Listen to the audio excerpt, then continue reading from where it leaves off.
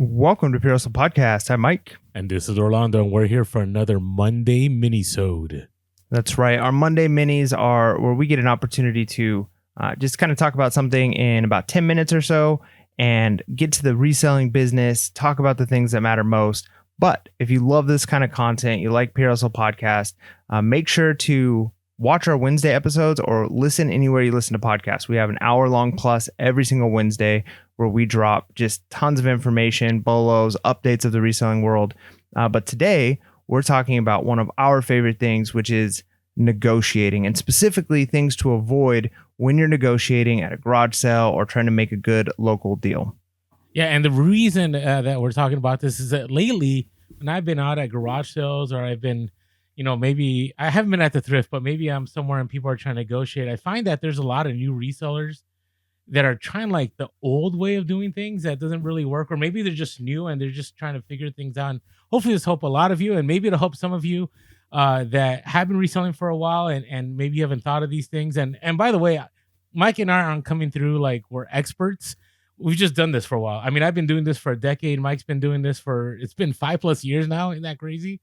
So We've been doing this for a while. And negotiation is one of the things I think that Mike and I are really good at. And not that we close everything all the time, but we close things a lot. So let's get into it. If you want to hear an extended version of this, we're actually dropping a long form podcast about negotiating in a week and a half. Not this coming Wednesday, but the Wednesday after. We're going to talk about negotiation. All right. So the first thing, and this is something I think is my strong suit, and not everybody likes doing this, but don't get right to business when you're at a garage sale or when you're at a local deal. Don't go in and just go $5, $8. What would you do for all this? Like, take it easy a little bit. And maybe you're in a hurry, so you got to find a way. But I find that you get such a better deal when you go in and you're like, hey, how's it going? How's the day? It seems to me that, you got a lot out here. It hasn't been a long morning.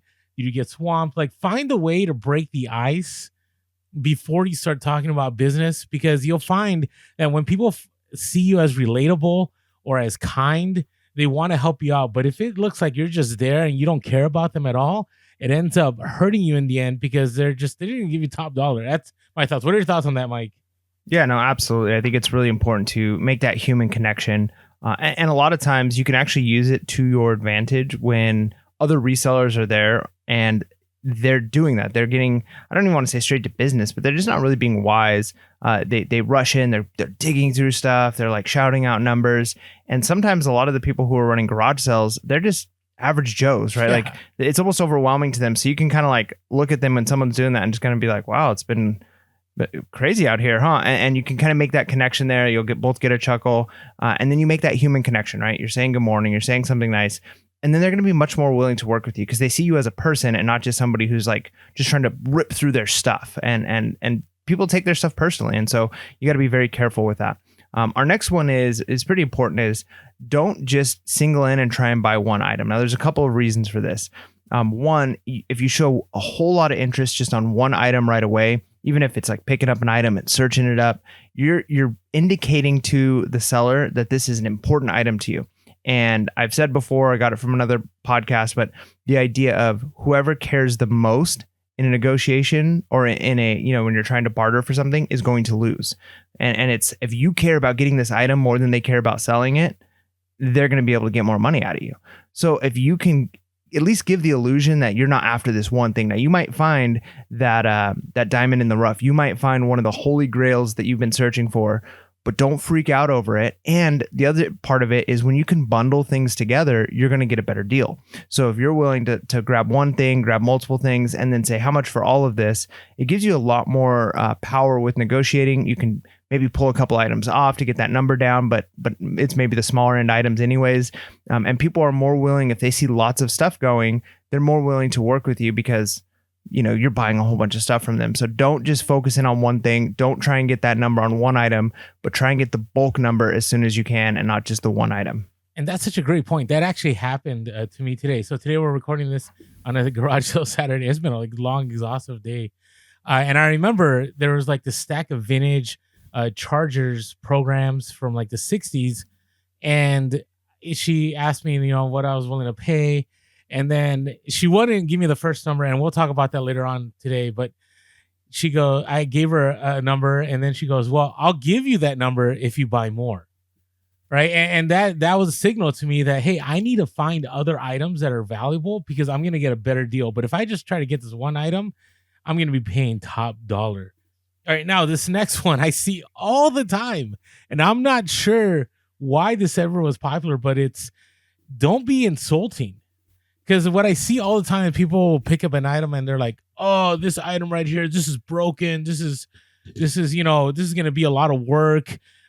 This item, would sell better if it was in good condition. And they just start insulting people's items. And it's like, you don't understand, like, this person, what they're selling, maybe they don't want to sell it. And now they're going to be like, you know what? I'm going to make sure they pay top dollar because I just don't like the way this person approached it. Or maybe they have emotional ties to it, right? And so at first when they were going to sell it, they had no problem. And now that you're just seeing something that they cared for and they loved, maybe it's a childhood toy, maybe it's, that vintage video game that they spent hours playing, whatever it is, it may have meaning to them. And so when you start insulting things, thinking that you're going to bring the price down because you're pointing out every flaw, in the end, it may be working against you. And I know you watch a lot of shows, maybe, on you've watched Pawn Stars, you've watched American Picker or something, but generally, there's this old trite saying, right? Attract flies with honey. And that's what you want to do. You want to go like, oh, this probably meant a lot to you. I'm always looking to get things to a good home. And when I say things like that, people are more willing to negotiate a better deal with me.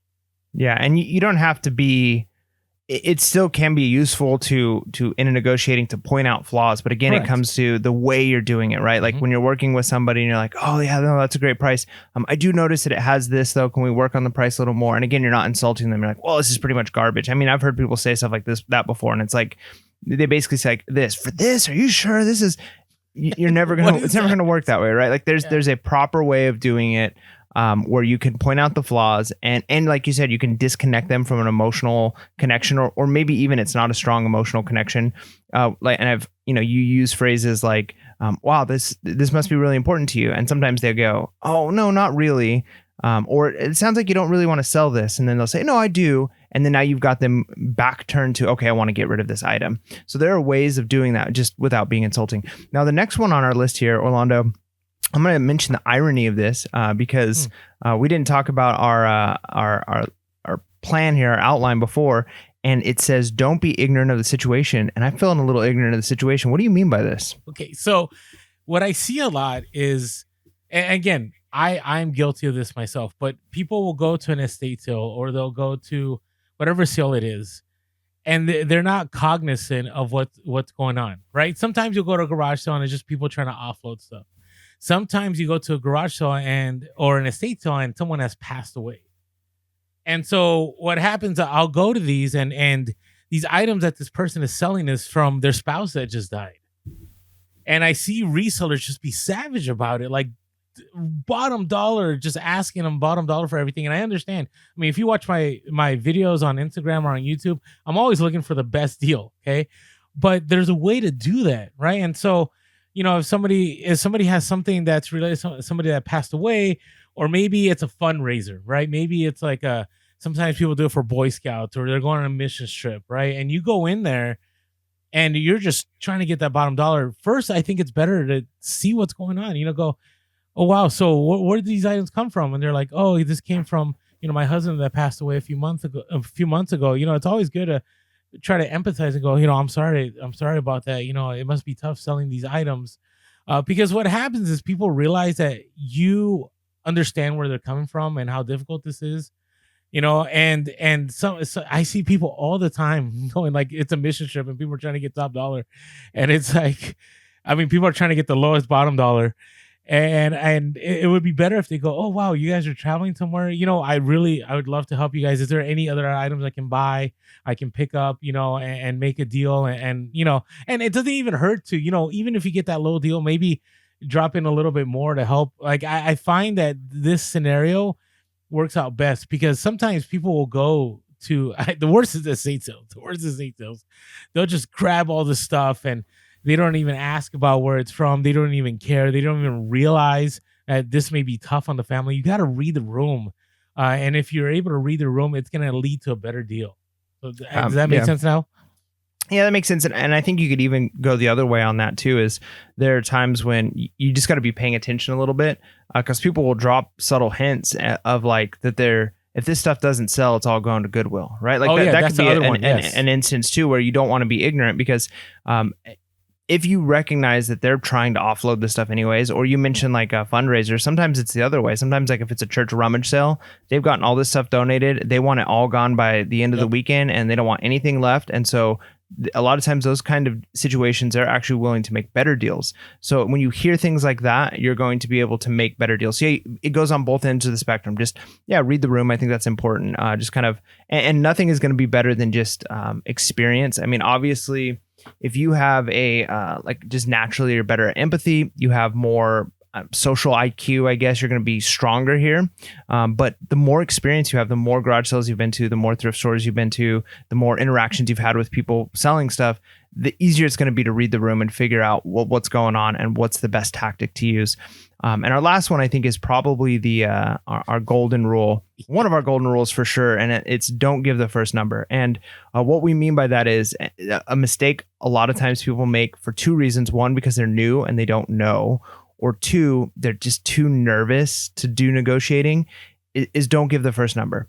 Because I've seen so many times, and it's happened to me personally, where I've given the first number, like when I was first starting out, I see something that's interesting and I go, oh, will you take $10 for this? And they're like, sure. And now that I've been reselling long enough, I know for a fact I could have gotten that for $5 or $3, you know? So because I give a number that I think this might be a good number for this, I end up losing a ton on that kind of a deal. So you want to make sure that you get them to say the first number if possible, because then you know where to work from. If they say $10, then you can kind of anchor down below that, because they're going to give you a little bit higher number than they are ultimately willing to take, usually, unless they're one of those like firm, they're not negotiating at all, which in that case, it doesn't matter. But yeah, don't give the first number. And when it comes to situations where they won't, like some people are hard negotiators and they won't give you a number. They're like, I don't know. What do you think? You tell me what it's worth. What will you give me for it? And it's a constant. We've talked about using silence. Silence can be very, very helpful here. A minute, like that's so, like that is an eternity in a negotiation of you just sitting there saying nothing, looking at an item going, right? Like that's a very long time. A lot of times that makes people uncomfortable. And they start dropping the number. Yeah. They'll start like giving you no numbers, and then you can keep that silence going. The other thing that can help, if you're forced to, no matter what, you have to give a number, they're not budging at all, is to give two anchor numbers where you give a really, really low number. And then like the high number that you give is like actually the price you were hoping to get it for. And like, so you could say like, I was thinking like $10 to $20 on this. And they'll go, okay, I'll take 20. Because they're like, well, of course I don't want to take 10. 20 is way better than 10. It sounds good to them. Whereas 20 would have been the number you would have were hoping to get like down to in the first place. So that could be a tool you can use if you have to give the first number, but try not to.